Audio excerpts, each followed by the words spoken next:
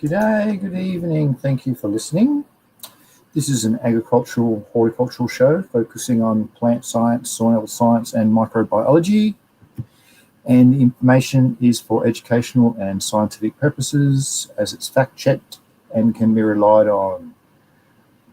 Any of the papers or websites that have been discussed will be put in the description below. And that's about it. Hope you enjoy the show. Probably going to do the last week of the soil fertility and soil health university course that I did. Been going through the slides in the last previous dozen odd shows. So I'd say that's how it's going to go today. And the last one's on burning, which is going to be pretty interesting, on how you can improve your soil and substrate health from burning, and temperatures make a big thing. It's too hot, it won't do any good. We'll go through all that stuff soon. I'll just give it a little bit for some cool folk to arrive, like Aussie Jeffro. He says, "G'day brother, hope you're well. I'll watch it back as usual." No worries, mate. Thanks for your nice words and support. And got to go to the doctors. What's wrong? Can you say? I'm actually in a bit of the wars at the moment too. I've got an ice pack on my back as we speak. It's really awkward. A big gash out of my... Anyway. So yeah, today is going to be, I reckon, the soil fertility. Last week, week 12, woohoo! And there's no exam coming up. You'd be going, what? Where's the exam then? It's one last week. No exam. I've just been going through the course lectures. And it's on, here it is, slow release fertilizer, burning, conservation, agriculture, and agricultural productivity and environmental quality, and soil organic carbon. Actually, let's do the soil organic carbon one first, because that's pretty important. That's the future. You can sequester carbon better. Everyone will like you, including Mother Nature. Aussie Jeffro says, knees dislocated, right knee, no ACL, old motocross. Dislocated the right knee, blimmin'. Oh, I feel sorry for you. I hope you've popped it back in, because there's nothing worse than sitting there with the dislocation going, Jeez. Yeah, I feel for you. I think I've done my ACL. Anyway, let's not talk about me. I hope you get there, and I hope you're all... Yes, it did pop back in. Oh, that's good. Very good, mate. Righto. Aussie Jeffro said, all good. That's the way.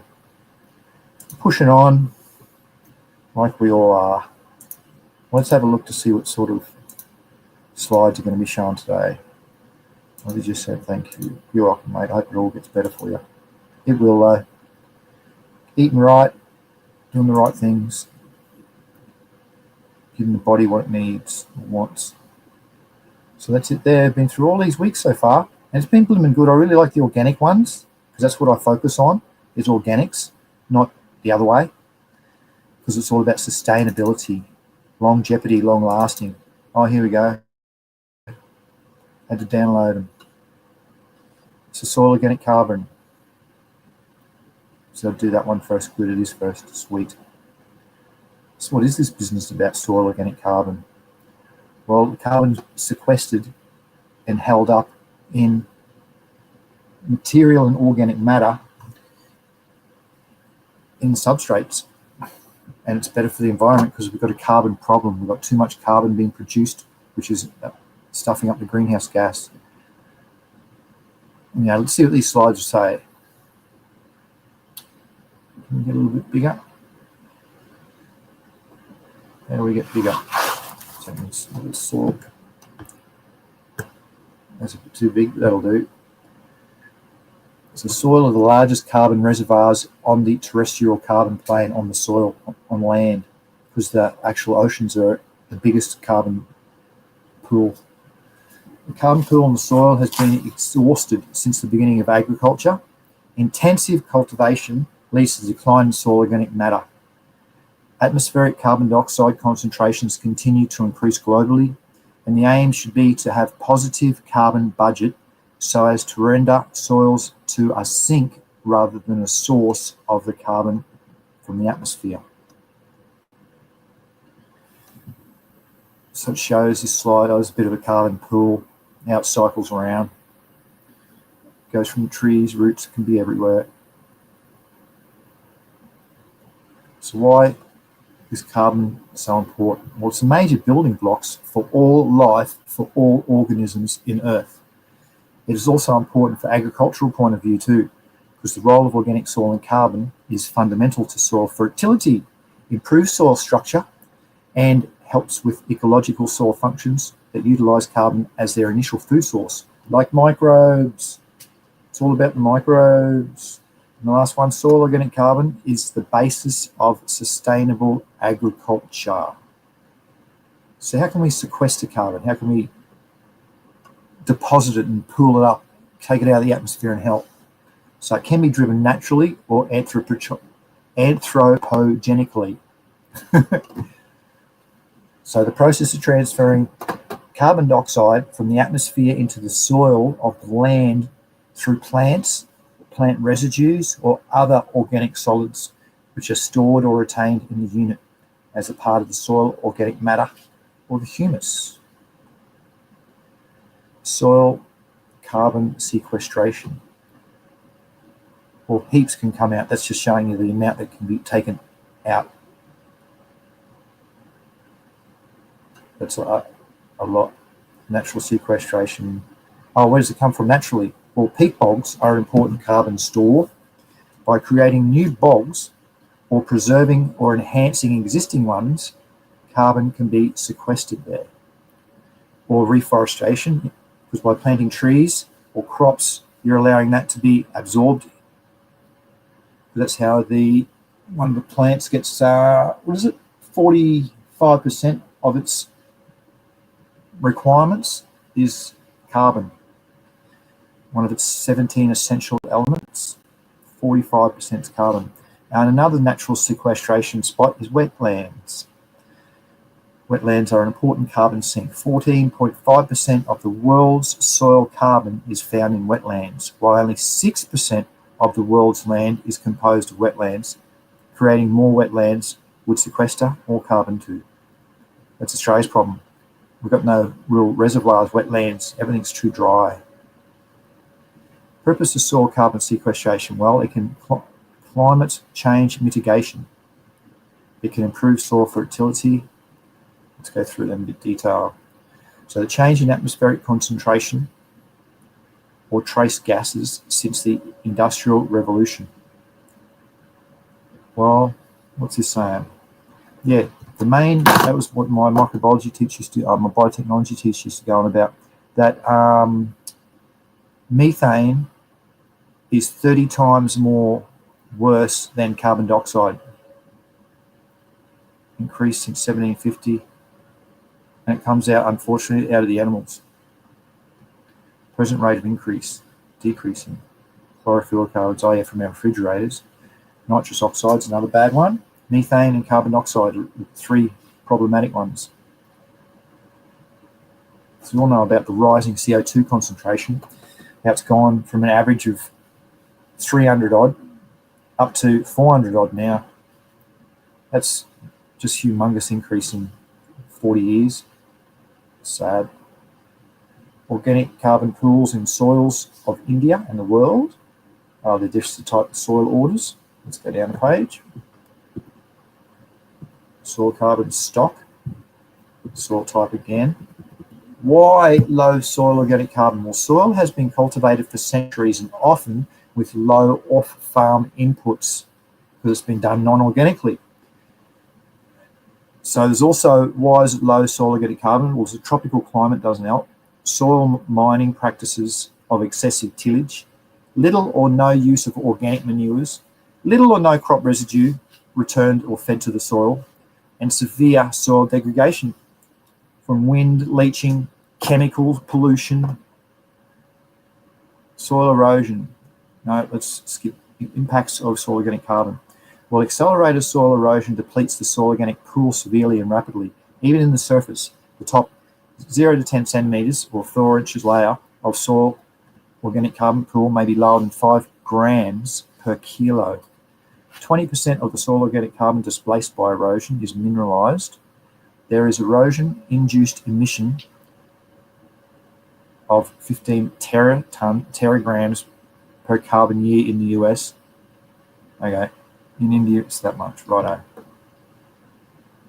So how carbon is sequestered?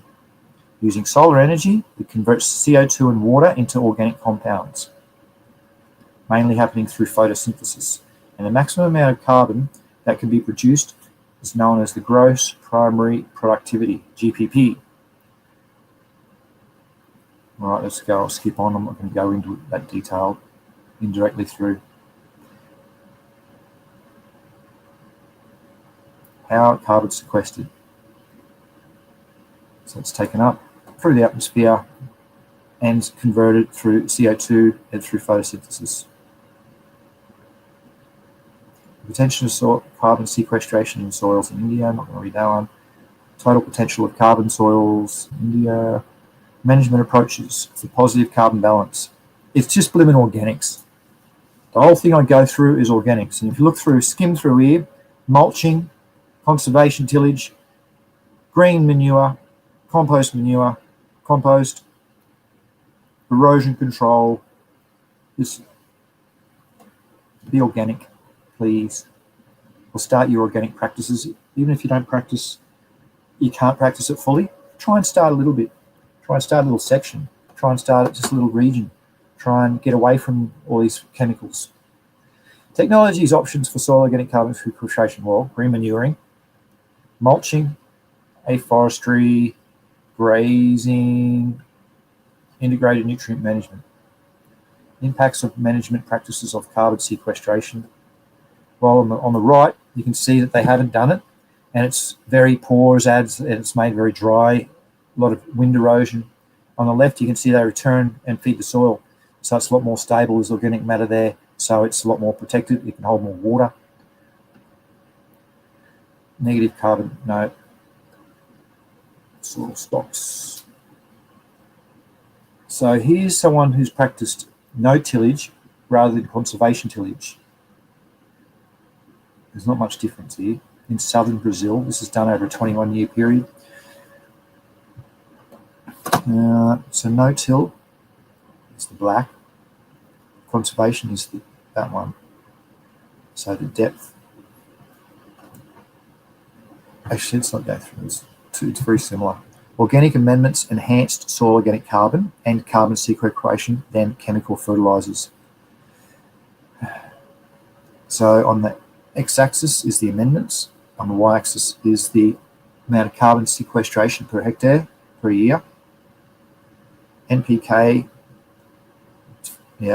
vermicastings, farmyard manure, biogas slurry, and mud cake, sulfur mud cake. So, see which one sequestered more. Well, it wasn't the chemical fertilizer, of course. It's just good of everything else. Turnover and long-term annual crop residues, popular intercropping methods. Cover crop can greatly add carbon to the soil. Sure can, along with other good things. Pretty much if you practice organics, you'll be good at carbon sequestration. I'll go through at the end. There's some microbes you can get if you're really into it. They put out a enzyme, oh gee whiz, co-something anhydrous, and that's the sequestration molecule enzyme for carbon. And I've got a few of them, so you can also use them if you're right into it. They're into farms in Australia. They're into making money off it. If you practice organically, they've written in per hectare, you'll put out 5 kilos per year as an example. I don't know the numbers. So if you've got a large farm, you can go and get paid from the government just by doing the right practices. But unfortunately, most farmers that I'm aware of don't do the right practices. So it's a transition. Challenges of carbon sequestration. Measurement verification. There you go.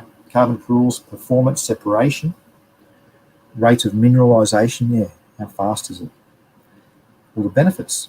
Improves soil quality, improves water holding capacity, improves the capacity to reduce the toxic elements, reduce soil erosion, and increase crop production. It's brilliant. There we go, there's carbon sequestration. I should see if there's any questions. Thank you, GMF. G'day, mate, how you going? I hope you are well, he says. Very good, GMF. Hope you're going all right too, mate. This is week 12. Week 12 it is. Back to the slides. That's the carbon done.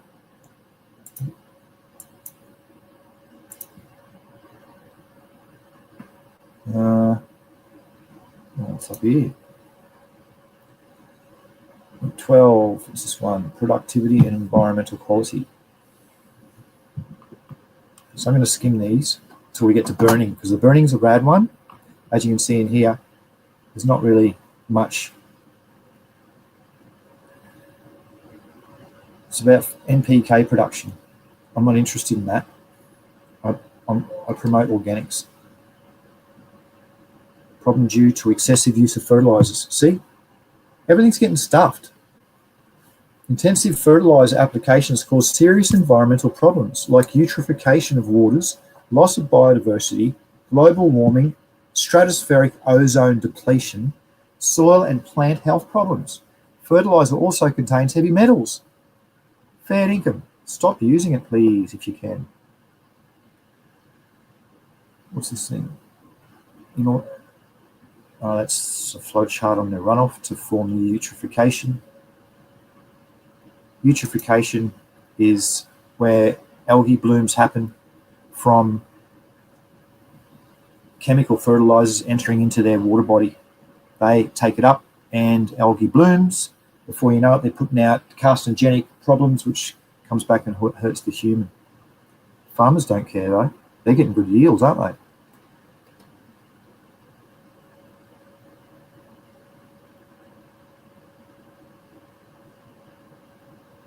Nitrogenous fertilizer causes pollution. Because of the nitrate, NO3 minus,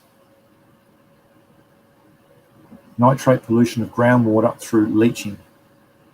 They reckon the primary and acute toxic effect of nitrate concentrations in drinking water is found above 50 milligrams per litre, which cause inflammation and digestive and urinary tract system problems for adults.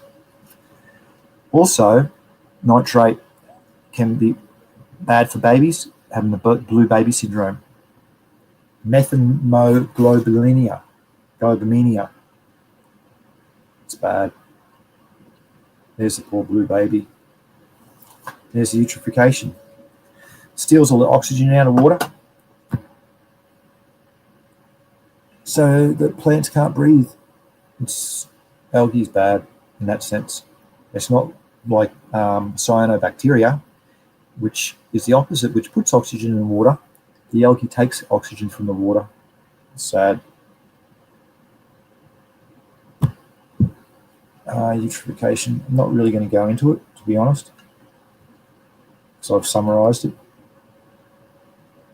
Heavy metal contaminations, they come along with it. All these diseases you can get just from bad practices. It's real sad. So it's a gloomy picture. Yeah, try and be organic. Try and help everything and everyone. Solution to the problem. Other alternatives besides using chemical fertilizers, well, you can use biofertilizer, slow release or controlled organic fertilizer, like neem pellets, nitrification inhibitors. Yeah, I don't support them because they inhibit it. They slow it down so it won't be used up as quick. But anyway, and urease inhibitor, no. Nano fertilizers are good in organic manures. They're the things I support. Other alternatives besides using chemical fertilizers, biofertilizer. Well, I've gone on about that enough. Biofertilizer is the future. It is the future. From using it, been working with it closely for quite a few years now. I'm just amazed at the results, just dead set amazed. Well, all right, biofertilizers differ from chemical and organic fertilizers in the sense that they do not directly supply any nutrients to the crops and are cultures of specific bacteria and fungi. Well, they don't. Well, some do, actually. Now that I've gotten right into it a bit more, ones that are internal, they can work directly in the cells and supply nitrogen, for instance. Gluconosidobacter drosoptrophilus supplies 80% of the needs of a sugarcane crop for its whole growth cycle. That's just one example. I'm not going to go on about that. I always go on about that because it's the future and they're rad. Pull nitrogen out of the air and give it to the plant. How sweet is that? Slow and control release fertilizers. Remember I went through that the other week. They have good coatings that you can put on them now, but it's just the size of the pellets and how tightly packed they are as to how long they last and slow release. No, I don't support any nitrification inhibitors. It's all chemicals. Urease, no. Use microbes to break down the urease. Like I've got specific ones that do that. They produce out the enzyme called urease. Nanofertilizers are the go. Very new. I did the course on nanotechnology in agriculture. It's a 12-week uni course, which was awesome because it works down at the cellular level, and it just blooming works. The results are fascinating, like fascinating.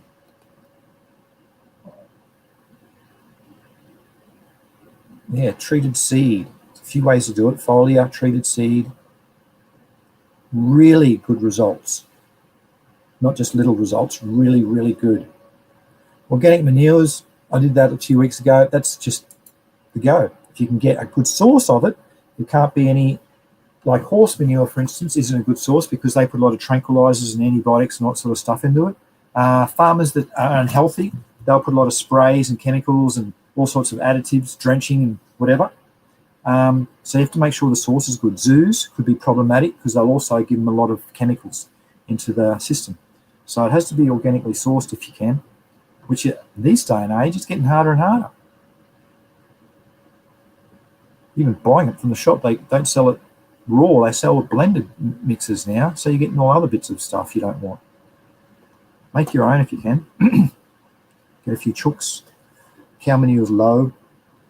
Green manure is the go. You can get good green manure that equals chicken poo that I talked about last week. Vermicompost.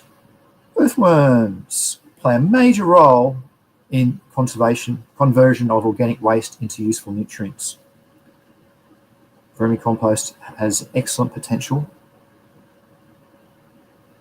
It's got so many nutrients that are bound up in it. Its organic matter is so high. On Munsell's soil chart, it would be very high. The water holding capacity is huge.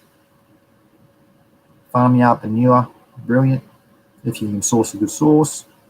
Application efficiency. Yeah, I should see if there's any questions, I suppose. We're only halfway through this. 70 summary references. I'll see if there's any questions now. Next one is, oh, here we go, stubble burning. This is a go. Harmful effects of burning. What's the alternatives? Couldn't believe how bad burning is. In Australia, they burn heaps, like heaps. And they reckon it's good. The Abos used to do it, so yeah, it's all good. It's not blooming good. What am I going to see? See if there's any questions. Oh, he's got a question. My only question is, how are you, Aussie? Well, I'm sitting here with what do they call those things? Ice packs on my back. And I've got a pretty big gash in my foot. Besides that, I'm doing quite swimmingly well, thank you, mate. Love getting out. I'm really enjoying my crop breeding course and microbial biotechnology class. They're both written last year, so they're quite new. Oh, that's not what I want. There we go. So crop residue is the material left over after harvesting. Okay. The straw on most cereal crops contains about 35, this is an NPK, 35, 10, and 80. That's a fair bit left over if you just leave it there. I think that's a bit too high, but that's what the slide says. Crop residue generally in India. Okay. What's stubble burning? Well, setting up fire in a harvested crop fields to clear excess crop residue to prepare for a field for sowing or to prepare the field for summer.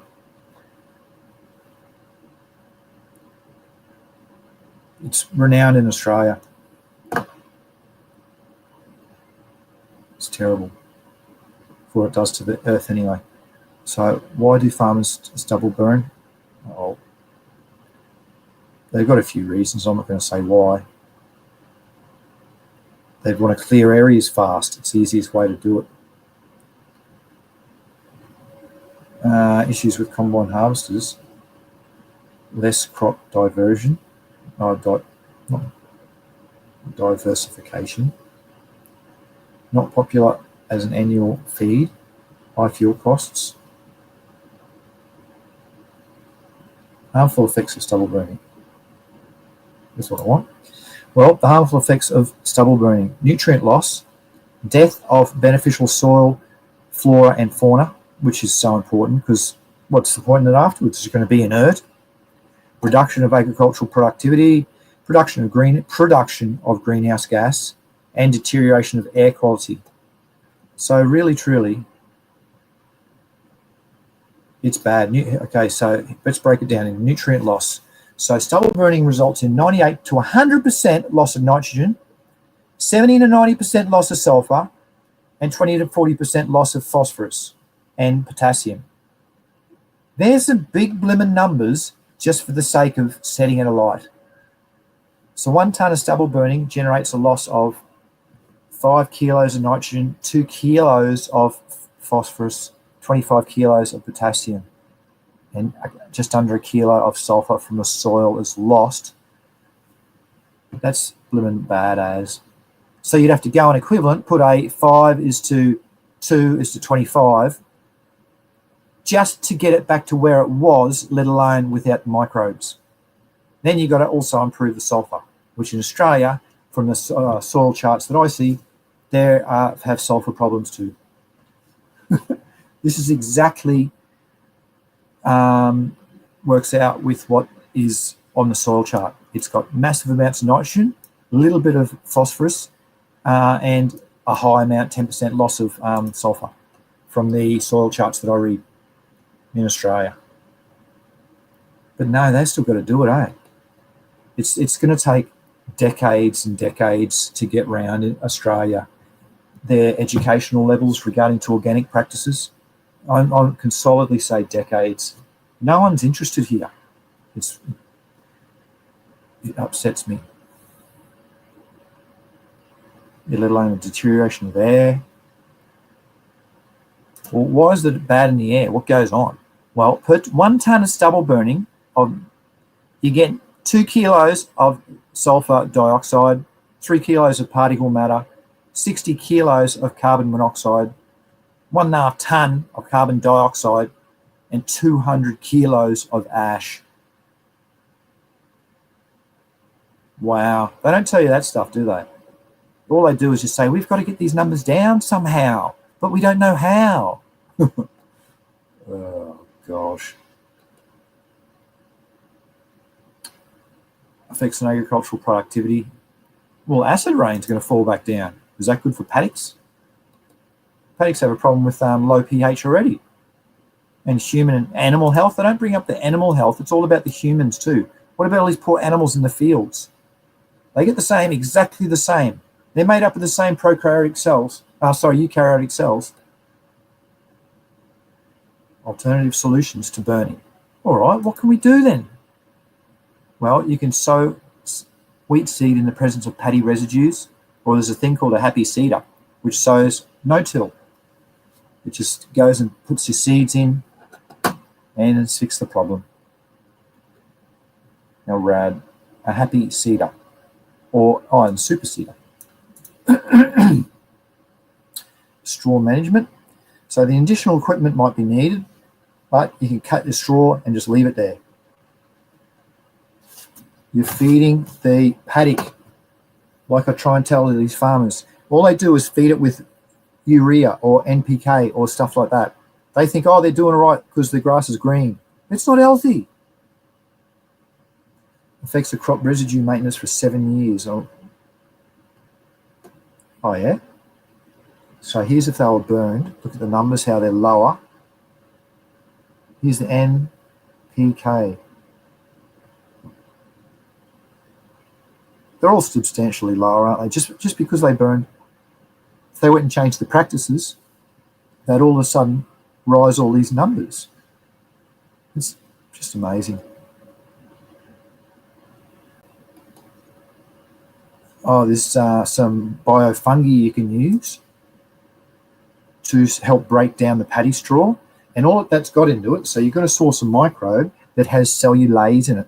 So I've got a few microbes I already use that have cellulase. Bacillus, what's that one?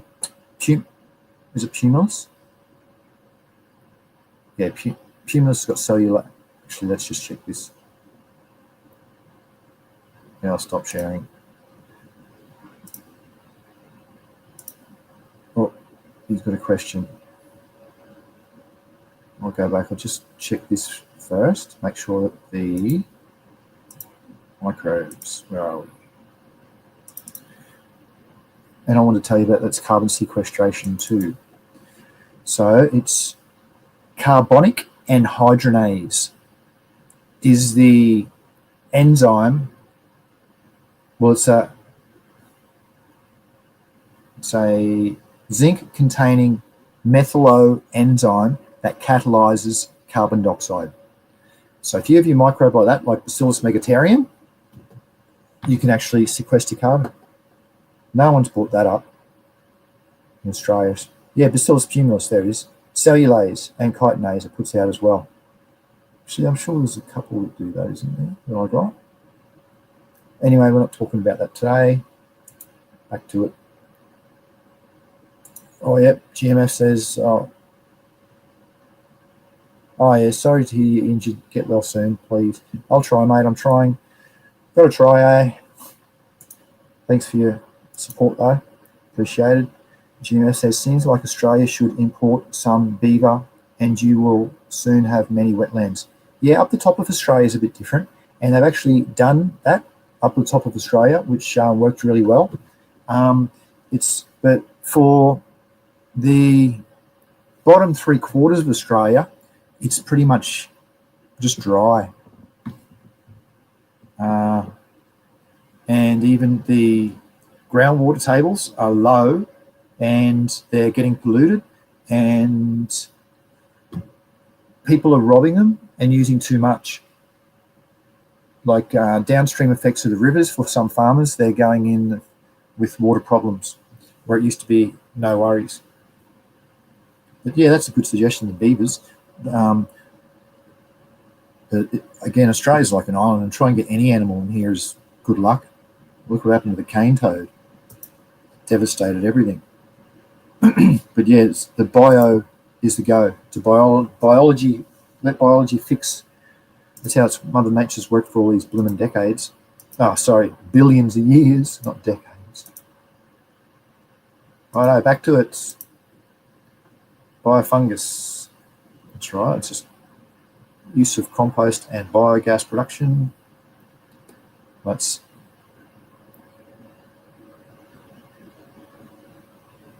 Biochar production is another way to help. Biochar is carbon-rich, porous substance obtained by pyrolysis. Okay, good. Benefits soil conditioner, carbon sequestration, absorption, and soil pollutants. It's good. Also a home for microbes to reproduce in. They love it. Biofuel production, very good. Use in mushroom cultivation. Paddy straw can be used conveniently for making mushroom growing houses. Oh. Use in animal feed bedding. Or instead of, you just put it back to the field that you're going to grow in.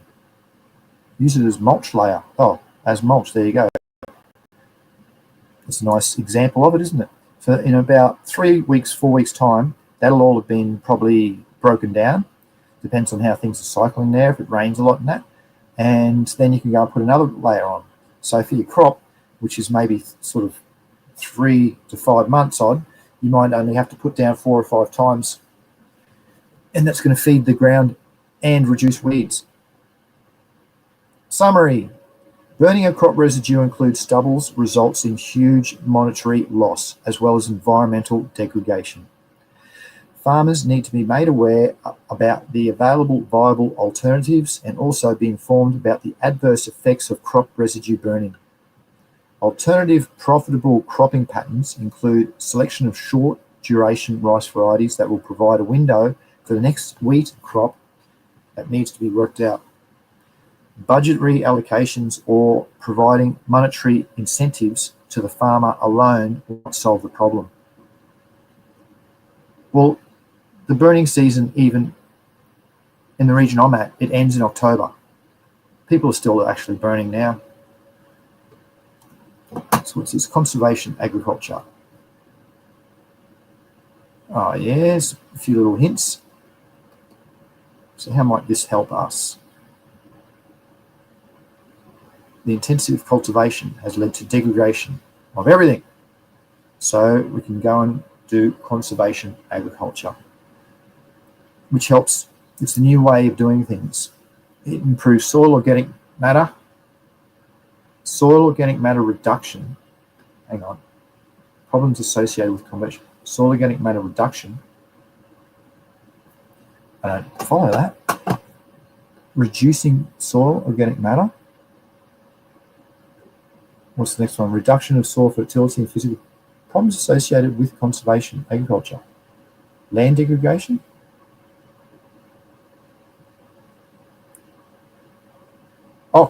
Conventional. Geez, I'm bad at blooming English. Conventional. I was thinking, these are all good. And I'm not going to go and read and stuff and promote stuff that's blooming good. Conventional agriculture stuffs the land and everything in it. That's what that means. Now, conservation agriculture. This is the go. It's a concept for resource-saving agricultural crop production that strives to achieve acceptable profits together with high and sustained production levels while concurrently conserving the environment. It's a win-win. It's how that Mother Nature survived up until the Industrial Revolution when they tried to push on us NPK fertilizers and spraying bad habits. Practices: minimal soil disturbance, crop residue retention, and crop rotation. Those 3 things are broken down here to show how it is more effective for the residue, crop rotation, and minimal soil disturbance. Structural and hydraulic properties of soil. Well, you've got to let water flow through it. So the structural properties are the bulk density, the soil structure and aggregation stability, and the soil strength. The hydraulic properties are infiltration and hydraulic conductivity. So bad soil doesn't allow water to flow, really. And you want good soil for it to flow. So soil bulk density is an indicator of soil compaction or porosity, expressed as a weight. It indirectly affects root penetration, and that is important for plant growth. So some of the factors are soil texture, mineralogy, particle size and structure, organic matter, type of the crops, varieties, and management practices. including tillage, intercultural operations, and residual retention or incorporation. There are some contradictory results of research work conducted in the effort of conservation tillage on the soil bulk density. This relates to compaction. Limit compaction, add aeration, aid in aeration as well by having organic matter, earthworms, cycling, soil bulk density. Well, it's compact, so water's not going to flow and the roots aren't going to get round. Nothing likes it. Nutrients can't cycle properly. Soil aggregate are how soil binds together, because soil particles are what's the word for? Starts with P. Are a process? No, they're made up of sand, silt, and clay that's bound tightly together. That's the soil aggregates. So can it aggregate? Is it too much? Is it too little? The right amount of biofilm or bioslime promotions being holding it together. I'm not going to go through all that. How residual retention affects MWD and aggregation, which is the mean weight diameter of the aggregates. So they'll be smaller if it's not retained, because it's going to go more dusty. The more stuff that are retained there, the bigger it can go. Effects of infiltration. Depending on the level of soil disturbance, different tillage practices could affect the ability of the soil to absorb and retain water. Surface residue cover effect is greater than the soil disturbance effect for maintaining high infiltration rates and reducing soil loss. The residues intercepts rainfall and releases it more slowly afterwards. Effects of tillage on cumulative infiltration rate. Still got 40 slides to go. Effects of hydraulic conductivity. Well, water can't get through, so it's not very good. You want water to go through. How residue retention affects hydraulic conductivity. The more residue, the more things can bind up in it, the more better it is. Tillage destroys soil structures. However, CA binds up better structurally and hydraulic properties in soil. Propagation, good. Conservative agriculture. There's a good little flow chart of it. Minimal soil disturbance, maximum soil cover, and crop diversity. And mow things through. You can cut things through. You can use your legumes for the green manure, which is only going to benefit things. It's great. Maybe the last one. Lecture 60 it is. Agricultural productivity and environmental quality. Let's see if there's any questions.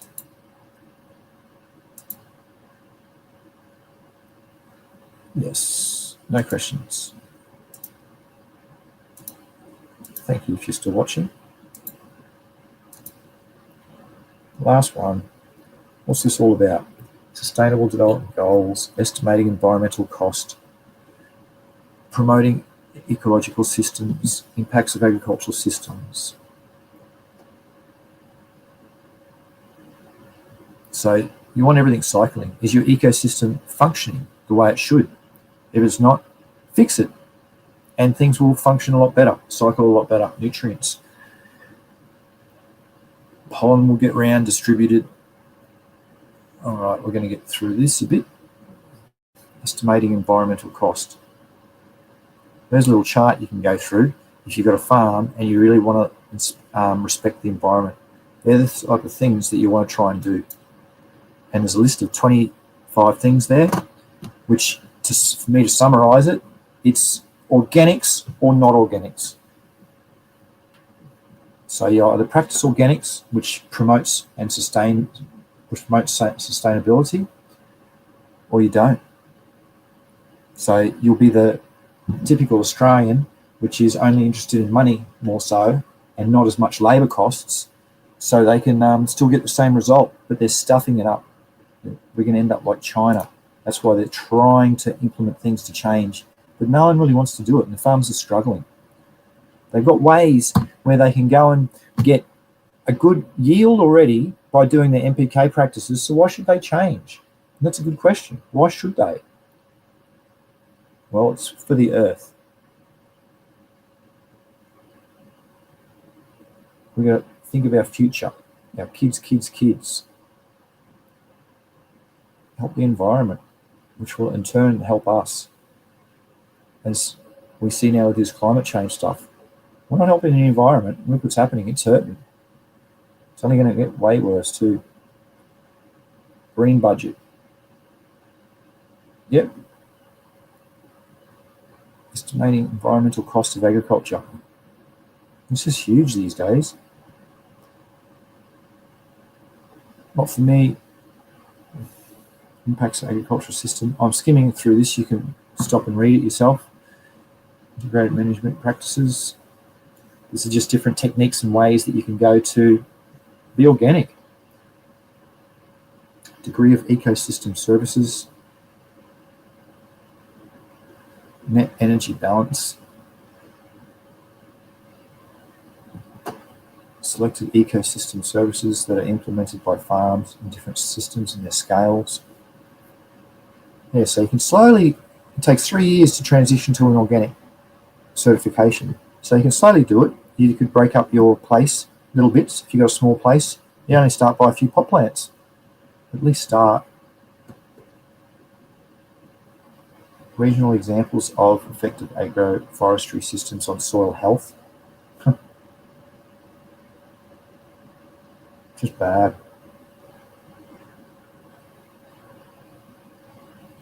All right, summary, yay, down to the end. Nature is beautiful. Protect it and restore the ecosystem. How nice is that? Geez, there you go, some flooding, haven't they? Look at that. Little bridge. That looks like it's in Canada. Actually, no, it's a bit south, because they're big bushy trees. They're pine trees, aren't? Did you know that the base of the pine, it doesn't matter. The wider it is, the further south it is. The more skinnier at the base, the more north you go. That's it. Thank you for those who are still watching. Well, that's it. We've done the course, which was one of my best courses that I've done. I did quite well on it as well. I'll show you the screen.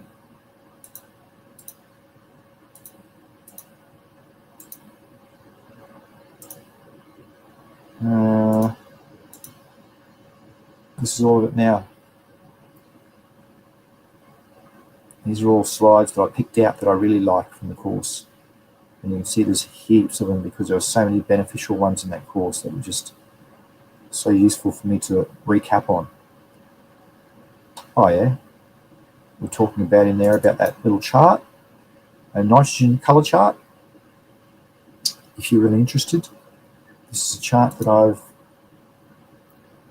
little palm chart I put together. So you print this out and you'll go around and you'll hold this in the bottom and you'll see what color you match. Then you'll take it over to here and you'll see what needs to be supplied of your nitrogen. So these little, if once it gets low, just foliar spray 100 ppm and try and correct it until it gets a little bit lower, which is hurting the health. There you go. Well, next week we're going to go through the course on what a plant knows, which was this one.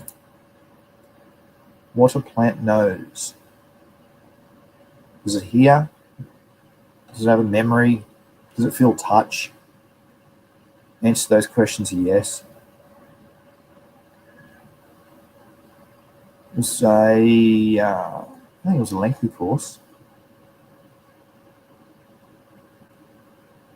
Can't remember, but this is it. We'll start and go through a few of those things. It's pretty interesting just to see how those sensory factors affect the plant.